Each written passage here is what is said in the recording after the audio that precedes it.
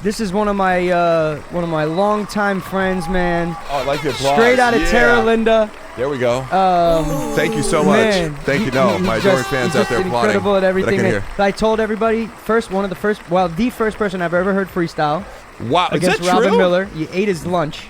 And then the suck it, Robin. And really one of the first people I saw from my hometown, and the only person I really seen in my hometown to kind of go to that next level of entertainment, you know, and especially doing the thing with 50 and just like all the things that you've continued to do. It's just you've been really inspiring, and it's like it's amazing to see it to happen to such a good person, man. You're just thank you. Just fucking everyone loves you, man. But welcome to the stream. Round of applause for Mark Harley. Let's go. Thank you for having me. Of course, man. Very exciting. What's going on? How are you? I'm very good. Let's see. I'm about to leave for Oklahoma City tomorrow morning, which I'm excited about. What are you doing out there? So I started working out with Brendan Schaub and Chappelle Lacey, who tours comedians, and they're like, look, I think it's objectively sort of, maybe silly as an outsider might think of like being like, hey, come on tour with us, but like they invited me and it's fun, so guess what, I'm gonna come. That's tough. And the shows are super fun. So I've been out to Houston, to Austin. Nice. And I'm going to Oklahoma City tomorrow, and are they like stand-up shows? Yeah. Oh, nice. Yeah. Are you doing segments? No. Yeah. You're right. Not yet. You're rolling with. They're just about because we all work out together at Zoo Culture in Woodland Hills. So, I've become part of their crew, I guess. Yeah. That's awesome. And we all have a lot of fun together. And people, because they started bringing me up, like I just actually went on The Fighter and the Kid the other day. Yeah. Fire. Yeah, it was a really fun episode. One of the biggest podcasts, and if anybody who doesn't know The Fighter and the Kid, literally one of the biggest podcasts on the planet. Yeah, it's a podcast, and it's funny, like hearing people who didn't know my association with them maybe a few months ago. They'll be like, "Oh, you're friends with Chappelle Lacey?" Like, I'm like, "Yeah, like that's my boy." That's awesome. Working out together for a couple of years now. Yeah. And just finding out that people from various walks of my life are fans of the show, or whatever, have some connection to a fan of the show or whatever, and. Because it started off like they were bringing me up on the show, like Chappelle, like, oh, I was working out with my boy, Mark Harley, and they bring me up, and like make fun of my pictures and stuff like that, and they roast you.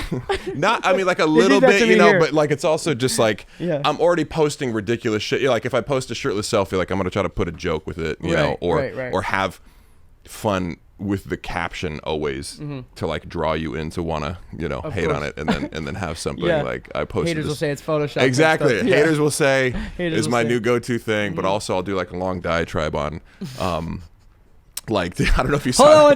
Hold on one second. You saying a descriptive word like diatribe just fucking flashed me back.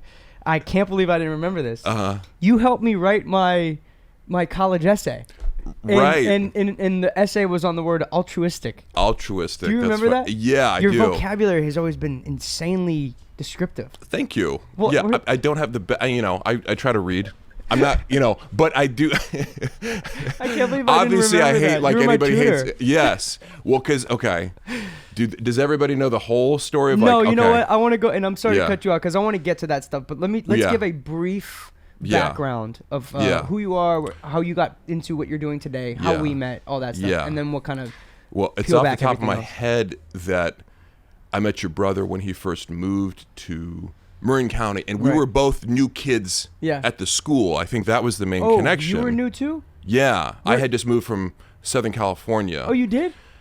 Yeah. I didn't know that. So I think we would have clicked anyway, but like there was an extra element of like, but yeah, we went to Miller Creek together, and we're the new kids that year. Now, and I'm trying to think like, because we used to rollerblade together, right? That was like the main thing, and he was huge. Both of y'all. Yeah, so we'd go to like San Francisco and have these weekends, and that was like a big that was a big time in my life just to be into something and passionate about something, and watch skate videos and all that. I also did skateboard, but rollerblading just happened to be the thing that everybody was into. So, then we started playing football together. So me and Mike, like, and our team sucked freshman year, and Mike was probably like the best player at that point. He had a little experience and like he was athletic. And he also was very competitive. Like at that point, I didn't give a shit. I was like, whatever. I almost got kicked off the team for like showing up late and all this stuff. So I was like the fuck up of the whole team, and but like turned it around. Yeah. It was an underdog story, you know. And I'm talking about me the first year, like I started to tickets after getting kicked off. You were number 54? Were you number 54? I was 51. 51. Yeah. I remember you had the neck roll, and I just remember, you were a hard hitter. The whole thing. Yeah. And so me and Mike were always working out. Mike was like my workout partner the whole time, and he would pick. So that's like another, again, just like these guys now that I'm going to zoo culture with. It's like, I think it's hard to like, unless you're doing something with guy friends. I'm not people like, let's go hang out, and I'm like, I'm not a big like hangout guy. You know what I mean? Like, I don't want to do open-ended chilling, and that like, but we could spend 2 hours together for lifting weight. You know what I mean? Like open-ended. You know, like guys like, what are you doing? Let's chill tomorrow. I'm like, what does that mean? Do what? Yeah, like because so. But me and Mike like spent many days, like, you know, especially before our senior year. I just have very distinct memories of that, of going to the specific gym that we went to, and he would pick me up every day. Yeah. I think maybe after summer school. It is Bronco? It is Bronco, exactly. Yeah. So I feel like I have a lifelong bond with Mike, just having been through that, and also sticking with football because we were like 0-10 our freshman year, and then we you know, we made it to the NCS championship. You know, dude, I remember being a little kid, and like I felt like the little girl and Remember the Titans. I was just jumping up and down on the sidelines, like I was the hugest fan of Terralinda football. Right, and it was just years. It was a good, you know, it was a good year to follow, and just remember the last game that Ferguson had the game Ayuk to Ferguson in the end zone. To win against Redwood, right? Against Redwood. Yes, because they were undefeated. All these we had a lot of little like football moments where we beat the undefeated team that, and then we made it past. They thought we were going to be in the playoffs, and we even like started 0-3 and then came back for a winning season. So. Really cool experience. You know, yes, I'm that guy talking about high school football. Hey, but we had to start somewhere. Yeah, just because that's my connection in your family. And so one of the things that I thought was really cool, because you don't necessarily, like, I'm trying to think back, like, who else's parents made an impression on me? Yeah. Because I would go to your house, and your mom was, like, from the moment I met her, so hilarious. And a lot of people say that about my mom too. She's funny in her way. Your mom is like very like blunt, says what's on her mind. She's also very like strong. So all these different qualities. She just has a lot of charisma. Italian mom. Yeah. Like I came in and she was like, Michael, why don't you do your hair like that? We would add 3 inches to your height. You know? You were always the foundation of like how a young man should dress. Because you were clean cut. You were like my dad would say, like, get in the gym, look like Mark. You know? And then you know you didn't sag. You didn't sag your pants. Yeah, because I would come in on arguments, and your mom would be trying to like tell Mike what to do, and I'm like, I don't put me into this. Like but it is true that I probably was somewhat of a positive influence, because we were trying to work out, and I was like in high school, I was like, I'm not drinking during the season, you know, that kind of, and that's great. I'm not mocking that. I'm just saying that that is an attitude that I had. So compared to, I did too, what you might do otherwise. So I just remember your mom, super funny, super charismatic. So many, like I can remember so many quotes from your mom. It's funny, like party's over. Yeah, party. Yeah, it's just there's certain things, not even like that she would say over and over again. It would just be things where like I remember her looking at your brother's like. At Aaron's like gold bracelet and being like, it's gorgeous, or something like that. Like just, you know, like things that she said would stick out. And also that your dad was such a gangster, and there was like a lore about him too, because Mike would be like, oh yeah, dude, he used to date like 12 girls at once and this, and he used to like, you know, he was a stud in football, and he's so soft-spoken though, right? But he commands a lot of Cadillac dipping. Yeah, he commands a lot of respect and authority. He's just a guy who kind of like, you know, he doesn't need to say much to command you. So it was just, I don't think I had another kind of model of like, my friends' parents are like really interesting, and not the typical Marin parents. You know, because you guys did have this East Coast vibe. Really funny. She always my parents both always took such a liking to you. They always, because you were just always so bright. And I remember the thing that when I was, the last time I tutored you, and then your mom was like, you know, sending me money for it, and like I had just moved down to LA, and I was like, oh, my address. I was texting her like, oh, it's so and so, you know, North Hollywood. She's like, oh, that Hollywood address. And I was like, it's really not that impressive, you know. Like a studio apartment in North Hollywood is not, you know. So impressed when you moved to Hollywood. Mark lives in Hollywood. Yeah. Oh wow, that's awesome. Man. But it's also cool because when I think about you guys too, I also think you guys are all entrepreneurs. That's pretty crazy, right? But I do think it's like, you know, I see your parents' influence on what you guys have done, and just like you were raised to have a self-belief, you know, that you're going to be right. I mean, would you agree with that? Absolutely. Yeah, absolutely. So, I think we were given a good mix of my mom, who was a dreamer. Yeah. You know, someone who was a creative at heart. Yeah. You know, she was like to read her poetry and things like that. See, I didn't know that. Yeah. I didn't know that, but it makes sense really because incredible story. Oh, really? Yeah, my mom doesn't come from the easiest background. And, No. And you know, she had to take care of her oldest brother who had an addiction to heroin for a long time, and she wanted to be. I think she really honestly wanted to be either a nun or a paramedic, but you just don't really, where she grew up, you just don't really do those things. You become a housewife. Right. You forget that like just a couple generations back, it's like there weren't maybe there were, but your idea that's going to be enforced from your authority figures is you do this. And by the way, actually just hit me, rest in peace, Nana Jessie. Do you remember Nana Jessie? She's her birthday. It would be her birthday today. I don't know if did I meet her. It's possible. You remember my grandfather? Cliff. Remember okay. my grandparents? Yes. Okay. Yes. I know you met them. I'm sure. I'm digging back. Yes, I'm digging back and just going. What are the specific memories that I have of them? You met them before, but rest in peace. She would be, I think, maybe 92 today. Yeah. But she passed away 10 years ago. Wow. Today was her birthday. But anyway, that just reminded me. Rest in peace. But no, they were great parents and everything. But my mom's neighborhood wasn't the safest. There was predators all around. People were always, messing with her, and she just, she just kind of like didn't really ever do the things that she would have liked to do until later. Because when you're focused on surviving or whatever, I mean, there's so many things that can take a person with creative potential, and I think you see that a lot from that generation too. Yeah, for sure. My dad was the same way of like, he would have wanted to be a broadcaster, and he eventually got into like announcing the TL football games. It scratches that itch a little bit. Good. That's right. But he was so good too. In other words, when I meet people with that personality, like you just know intuitively that's a creative person. You could put them in a room and ask them to solve something creatively, and I know she'd be that kind of person. Well, check this out. So she started. So she met my dad, and my dad was like a go-getter, more so than a lot of people in East Boston, because East Boston is a very much blue collar place. Most people go, they work on the train, and nothing against any of that stuff, but like all my uncles, my grandfather, they all worked on the train, right? And that's just a limiting mind. It's like you have to work and think extra hard to even envision your life beyond your context. Exactly, because it's just like he didn't really have much. I mean, he was a football player, he was a fighter, he boxed a little bit. He was tough. He was a tough street kid, so he knew how to throw hands, and he knew how to take care of himself. But he didn't have. He went to Boston State, and then when he got out after the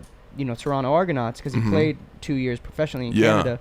And then he tried out for the Cowboys, but he was just, he was a small linebacker, so he didn't make it. And then when he came back to Eastie, he was a teacher. He was a math teacher for like. So I didn't know that. Go figure. I needed you to tutor me, but he was a math teacher for about 2-3 years, and but he just had that spark in him to no one would have ever thought that he would become high up at an Italian restaurant. Like, it was just like, he just didn't have, that wasn't where his experience was. Right. So he's a guy made of grit. Like, he's just a really hard worker. Right. So because he had that, my mom kind of just like reared him and was just like, let's go. Like, I'm down to ride. But she put a lot of her things on the back burner, one of them being poetry. And so when they did finally settle into a place a little bit more secure, it was this little house in Lynn. And from what I heard, and this is what I was told, but the house burnt down, and she had tons of poetry that went lost with that fire. Terrible. So she had once told me something that gave me chills, was that I'm living on, her poetry's living on through me. Yeah, I became a writer and that's so cool. And again, like just something that didn't think about it before, but it makes sense because that gene, that instinct, whatever. I do think creative types tend to have it's in your DNA to some degree, right? And also then to foster that, and not think it's a silly idea because somebody trying to be a rapper, to explain that to your parents, whatever. It seems like a crazy thing, but you were the only one. I swear to you, I'm not just saying that because you know how crazy I am about you. I'm not just saying this about you. You were one of the first people that made me feel like that was okay to have a dream like that. Wow. Because I don't know if you remember, bro. This was years ago.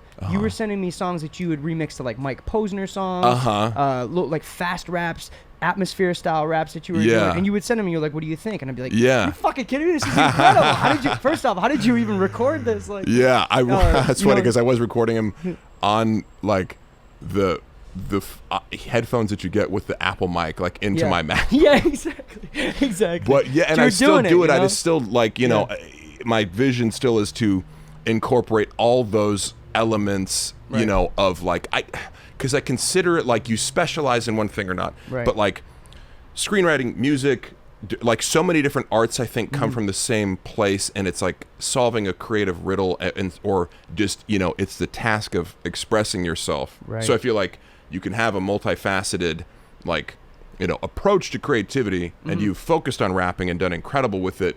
But I know, part of it is just like, one thing maybe many people will never get over is like the notion that it's okay to have an idea and then put it out there. Right? Because that's a risk in and of itself, and it's it's something that is easy for other people to shame on, or even, I'll say this, because people will come to me, you know, I'm a screenwriter too, and I would consider even better than my, you know, talent as a writer is I give good notes and analysis because I'm like, you know, self-taught in the like, you know, analytical process of how to break down a story and improve it and look at it, you know, in its component parts.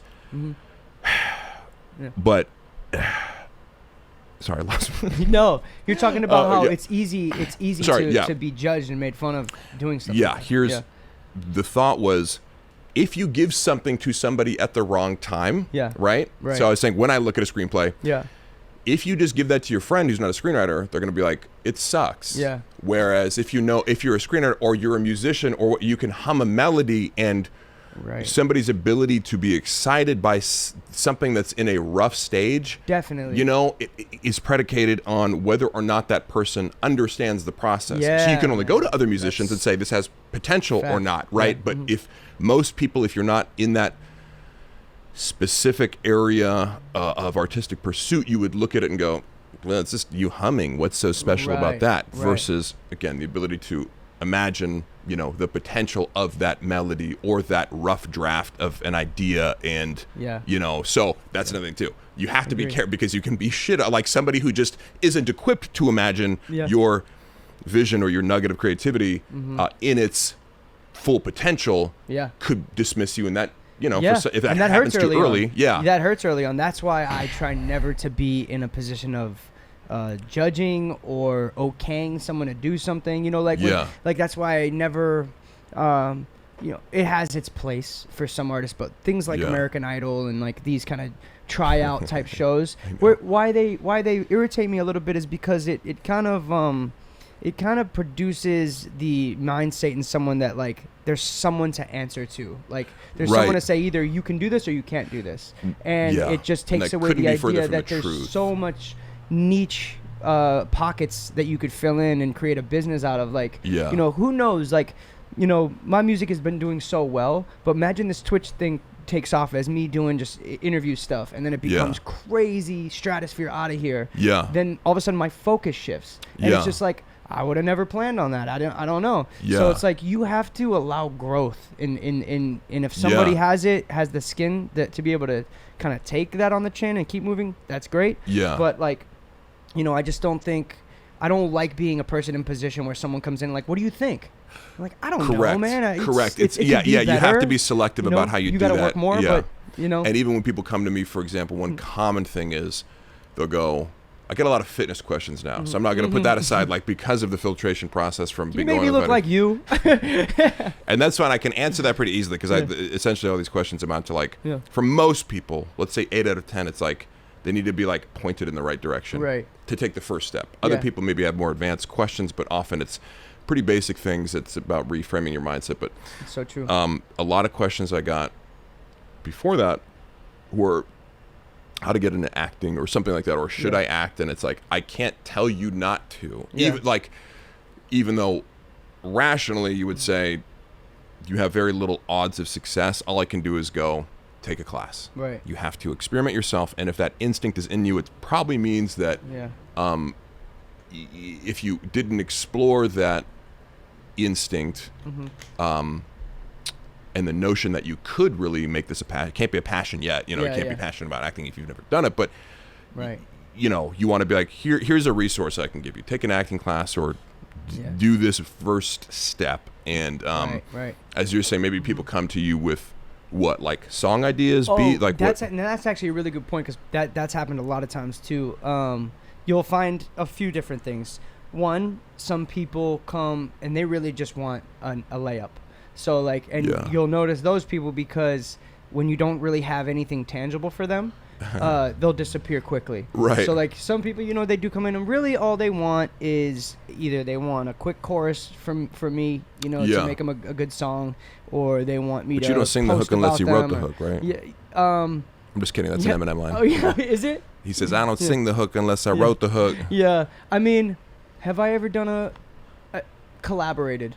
Yeah. As I've moved forward into songwriting too a little bit more, I've collaborated with songwriters, but generally I don't like to, and especially if it was like not written at all by me. No, I don't like to do that. But for those types of people that, you know, they come in and they are looking for certain things. A lot of people are just looking for, and I could put myself in I can still put myself in the position, because I might have rose a level, but I'm still grinding very much to get to that next level. Yeah. And sometimes I just like, I wish that y'all could know I wasn't reaching out to you for anything other than just some knowledge. And I think that would be a really great place to start for somebody to come in and whether they're talking to you about acting or working out. It's like, I just want to pick your brain, dog. Like, I just want to be in here in the room. I try to be as generous as possible with people who come to me with a genuine interest. And we'll get to a point, like I just, you know, I've had a burst of like new followers, and also with that, a more concentrated engagement in certain ways, because I'm just getting a lot of DMs and people who it's like focused on, okay, you found me through this way, so I know you're coming to me because you saw that I'm helping these people get in shape, and it all. If I can spare a couple minutes, I will. You know, but contrast that to when I first got on. Like, because I didn't even have an Instagram page before I got cast in 50 Central. I'm like, I guess I should make one of these to like promote, you know, whatever it's going to be. Talk about that, how you got the 50 Cent show. Yeah. And then what I noticed immediately, which is to contrast it to like when people come to me for knowledge, it's like I love giving knowledge and spreading knowledge whenever I can, and you know, couching it with the fact that I don't know everything, but here's my experience and what I can tell you and point you in the direction of maybe some other resources who are more knowledgeable than me. Yeah. But with 50 Central, I found that I got a lot of this, like, hey, can you give this to 50? And it's like, that's ridiculous. You're now, I'm just the medium for you. Like, am I your PA? Like, or even just, it would just frustrate me, because that's frustrating. Yeah, it was more, you know, like, and I'm somebody who doesn't get pissed off that easily, but I found myself getting irritated by the same questions, because it would literally be hundreds of people, if I take the aggregate over the course of a couple of years, who would just be like, give my beats to 50, and it's like, you just want to go think about that process. I'm working for 50 Cent. Right. I'm just developing my relationship. Just starting. You know, like we have been in a number of sketches, and I see him every day. Blah blah. But I'm gonna go. Hey, a guy in the internet wants me to play his beat. Like you don't understand the transgression of professional boundaries that would have to go on in order for me to do this thing for you. For what? What? For what do I get out exactly. of it? Who are you? What? You know, like, and it's also just not the way that the music industry works, because guess what? You're not Eminem. I know. You know, being passed on. Like, if something were so good that I was like, you would just be an absolute fucking idiot to not seize upon this once in a lifetime talent. Maybe I'd even think about it. But it's just the fact that you're doing this is probably an indication that you're not, because you're trying to take a shortcut. Yeah, and people don't understand, like, how much you're still building your relationship, right? You know, and that's the tough thing. I've been in similar situations too, mainly with people thinking and affiliating me with Marky Basie, because he's a songwriter, big artist, R&B artist that we work in a similar camp. Yeah. So I work a lot with a guy. So people think they can come to you and ask for things from him. They'll be like, "Yo, can you tell Marky Basie some shit?" I'll be like, "What, bro? I first off, barely know him. Yeah, like he's a Can good I guy. tell him some shit? I don't even know that. Everyone in this room has a great relationship, but it's like those are the types of things that are such reaches, because people are seeing this from afar and seeing what they can get. You know, I had a guy ask me if I can get Marky Basie on a chorus for him. I'm like, I don't even have a song with him. So right? Like, You're asking for more than I've even gotten from this person. It's insane, but like, it's a disgusting energy. I hate to. That's a very strong word, but it honestly does, because it shows me that you're like kind of selfish and lack a certain degree of self-awareness and just don't want to like take the time to go, how is it done correctly? How do you reach out to people about collabs correctly? There's ways. What, and also right off the bat, I'll use the word entitled. Yeah. You feel like you're entitled to that collab. Yeah. Or that I owe you something. Yeah, you're taking that. You said it perfect. It's a shortcut. Yeah. You know, and I get it. First off, because I get how that feeling of desperation, you know, that feeling of like, God, man, like I'll do. Yeah. Like I gotta make it. It's like it's almost like a lot of that in LA, the online equivalent of running up to your favorite rapper and spitting them bars. Be like, yo, let me spit you something. But that would be more effective. You know what I mean? Because Big it's Sean like, got on that way. Yeah, right. No, it's like there are examples of that. I just don't think anybody's like, to use the exact comparison of like what I'm saying is like, I'm not going to pass anything on to this guy who I barely know, who hired me because of my talent. And I'm I still barely trying to know build, you. You know, but like if you can get in, you know, I think some people would be impressed. Obviously, it has been the case that if you can get in somebody and fucking and you're good enough, because that's the real question. Yeah, it's like you might suck. Yeah, send some stuff, send some music to you. You know, like in that position, I would just send some music over your way. Be like, hey man, I just dropped a single. Hope you like it. Right. You know, and then all of a sudden that's something that you might be playing in the green room when you're getting ready for your show. Correct. That's the only way to do it. It's like all I can do is go, I'm giving you something. Yeah, exactly. Call me again so I know you're still mad. I get my ego stuck on drama. I don't mean to be the villain, but I'd rather you be